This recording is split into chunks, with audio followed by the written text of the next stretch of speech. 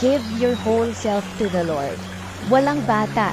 Hindi ako naniniwala na kailangan magkaedad ka para magkaroon ka ng relationship kay God. That's not true. Every one of us, each one of us, God is calling us to have a relationship with Him. At nasa sa atin yun, how we will really draw ourselves to know God. Study the Bible, read the Word. It may sound corny, guys. I get it.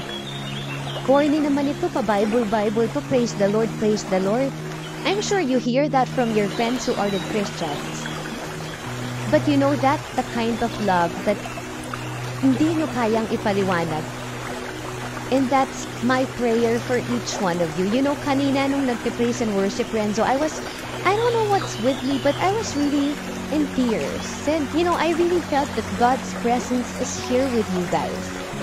And, you know, nakikita ko kayo na nakatayo, lumalapit sa stage, and, you know, while worshiping, people were jumping and just, you know, worshiping God, and you guys are young. And bilang isang nanay, wala nang masasarap pang makita na ang mga anak nila lumalapit sa Diyos. Because me, my sons, I don't have dreams for them. I don't dream for them to be rich. Hindi ko pinapangarap na maging maganda ang buhay nila. Ang pangarap ko lang, ang dasal ko lang makilala nila ang Diyos. Because once they have God in their lives, nothing can stop them.